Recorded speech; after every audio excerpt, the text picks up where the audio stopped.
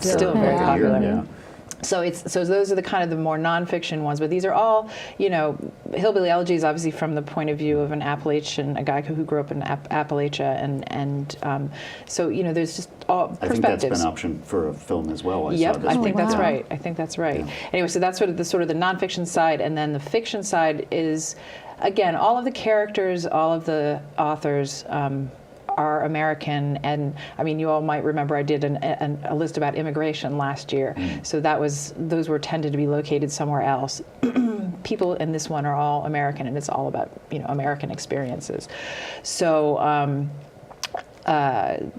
Behold the Dreamers, which is a really lovely book about a Cameroonian family who's immigrated here, and how their lives intertwine with the wealthy American Wall Street family that they work for, and it's kind of a parallel life thing, and how they work together, and then some big decisions that have to get made at the end. But the book I most wanted to talk about, which is a really hot topic right now and is being read all over the place, is called The Hate You Give by Angie Thomas, and it's won some awards. It's on the list for a bunch of other ones. It's a debut novel. She's young herself. The character is a 16-year-old, and the author is she's probably in her early 20s.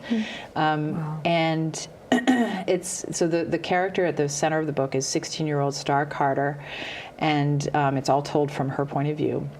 And she lives in a black urban neighborhood, but she goes to a mostly white private school in another neighborhood. And at home at a party one night, she leaves a party with one of her closest childhood friends, a guy named Khalil, and they get stopped by the police, and he gets shot. And she's the only witness. And so, it's very much of the moment, kind of, again, like yours, Alyssa, a conversation starter for sure. But it's much more than that. I want to definitely stress this is a good book. Like, this is a really good book. You're looking at her straddling all these different worlds that she lives in. Not only does she have, two different neighborhoods that she sort of is in every day, but her boyfriend is white, her uncle is a police officer. So the book really kind of, it's nuanced, it looks at the relationships between the family members, and I haven't, I was amazed at this being a first novel, because the way she does the relationships in this book, and this sort of portrait of a modern family life was very good, was really compelling. It is, I mean, it's not a page turner in terms of, action thriller sort of thing, but it you don't want to stop. You want to know what happens to these people. And still gripping.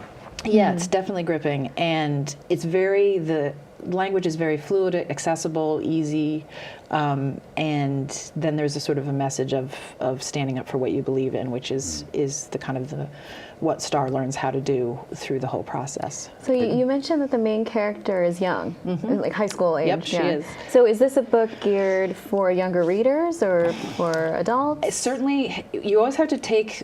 Yes, I mean, it's definitely been marketed towards young adult readers, but I think a lot of people are reading it. First of all, whether that's the case or not, we have to be really careful about dismissing YA novels, because look at the things that this takes on, and the conversations it can start. And I think a lot of them these days are written. They tend to get marketed by publishing companies one way, but often they can be read by all kinds of audiences. And certainly, it's a great even if you don't think that this is for you in some way, it's worth reading, say, because you want to talk to a younger family member about these kinds of issues. It's a great way into all of that. There are a lot of. In fact, Charlottesville is actually doing this, interestingly, as their citywide read, and so is Malden. So it's becoming one of those books that people will talk about. I think it's worth reading just for that reason. And there's so many other. I can think of titles like Boy in the Striped Pajamas, The Reason I Jump. Yep. Even The Hunger Games, things like that, where Harry Potter. Harry Potter. Harry Potter, right? Lots of people Where, reading. regardless of who it's marketed to, it's a way for different generations to read together. Exactly. And And see- breach these and topics that can be hard Yeah. that to. can be very hard Well, to I talk tell you about. what, yeah. too. This is, I mean, if you want to get inside a teenager's head, if you're like, you look at teenagers and you think they're like some alien species, this is a great way because she know, you know, she's writing really from that point of view. So, she does a great job, really, really great job. So, yeah. So, So are we going me, I back guess. to you again, Jeff? Yeah, actually, I have a list very similar to Beth's in that it's all over the map. The only thing that ties it together is that it's all really hot new nonfiction that is expected to come out in the next 2, 3, 4 months. And I'm focusing on nonfiction because that's what I do at the library, but I always love nonfiction because it spans such a wide range of topics, and my list has cookbooks and biographies and social science and history and so forth. So I was actually kind of having a hard time figuring out which would be the best ones to highlight. Yeah. But there's actually 4 that I'm going to very briefly skim over, mainly because they go together so well, because they have a local connection. Oh, that's great. Which I think is kind of Cool. neat for people. So the first one I wanted to mention is that Eileen McNamara, who you may know as a longtime Pulitzer-winning Globe writer at the Boston Globe, she has a biography coming out in April, I believe, about Eunice Kennedy Shriver, and it's called Eunice the Kennedy Who Changed the World. And part of the premise of the book, besides just being an interesting Kennedy biography, is that she's looking at it from the perspective of the Kennedys who kind of also fly under the radar. Yeah. And, you know, Eunice was, I forget, was she the 5th child? I It doesn't can matter. never remember. But, you know, she was in so many ways overshadowed by her brothers, John and Teddy and Bobby.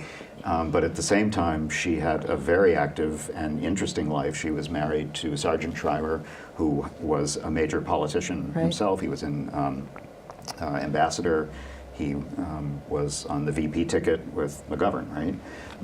And so he had a whole background himself. And what she focuses on in the book is the fact that much of Eunice's work was very social oriented and looking at populations that had disabilities and other kinds of She problems. started the Special Olympics. She basically started the Pretty Special much, Olympics, right? essentially, Yeah. or started the things that turned into the Special Olympics. Yeah, right. And her husband was a driving force behind the Peace Corps, and so a lot of that stuff that we kind of take it for granted today was actually being done by Yeah. this side of the Kennedy family, while her much more famous brothers went on Right.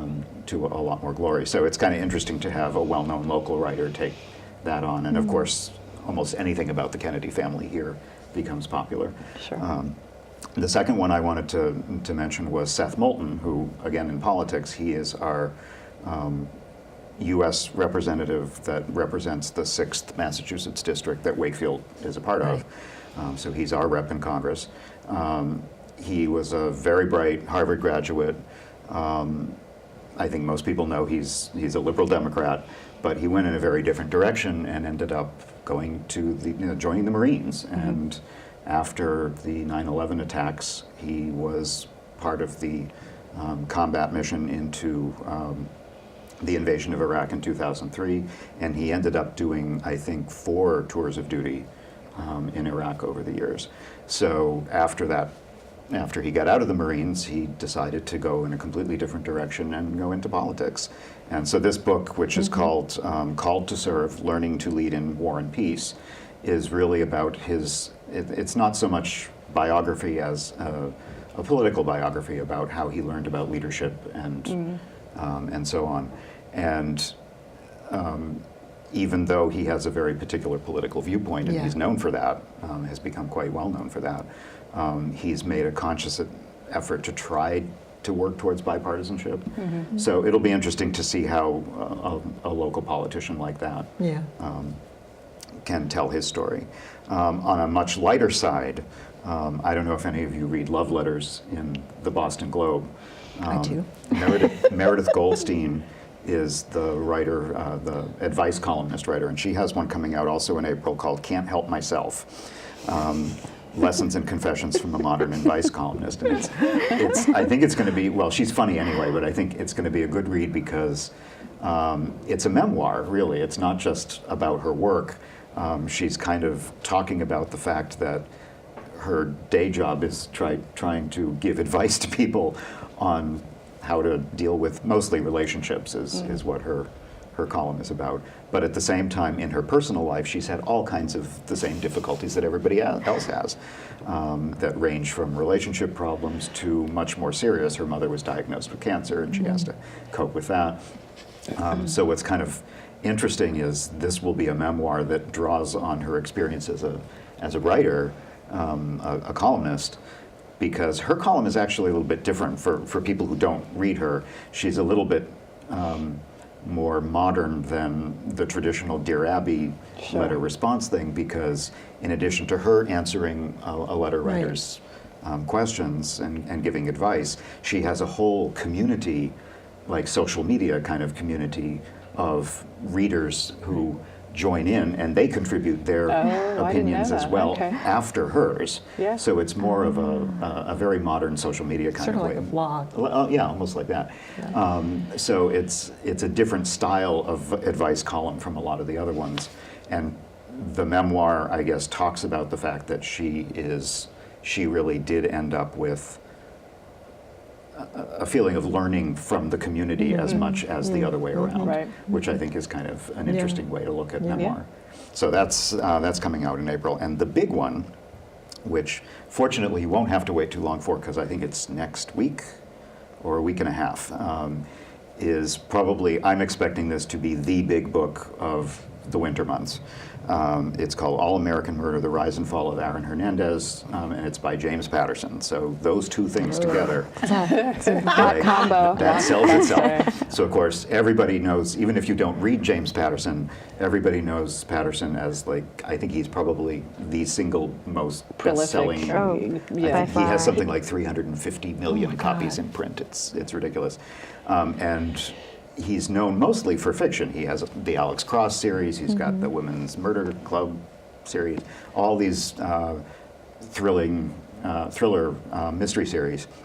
He's written almost no nonfiction. I think there's like 2 others maybe.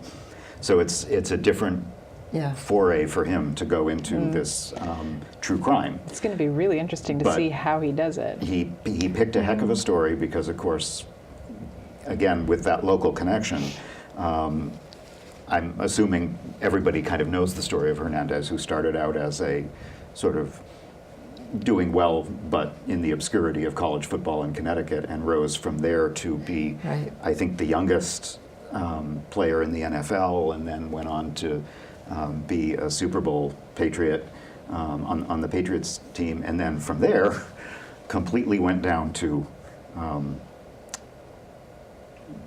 prison with a first-degree murder conviction, and I think about a year ago is when they found him dead in his cell, presumably by suicide. Yeah. So there's no question we expect this to be a major, like, fast-paced turn, all the things you expect from Patterson, very plot-driven and hard to put down. So those, I think, will all be kind of interesting coming out this spring. Wow. So I think that's a roller coaster. About it for where we are today. I think I want to remind everyone that, again, all of the lists that we've been talking about are available on our website at www.wakefieldlibrary.org, and we will have a display of the books and the paper copies of the lists. And we love to talk about books, so please come and join us at the library, and we will make suggestions for you and steer you in the right direction.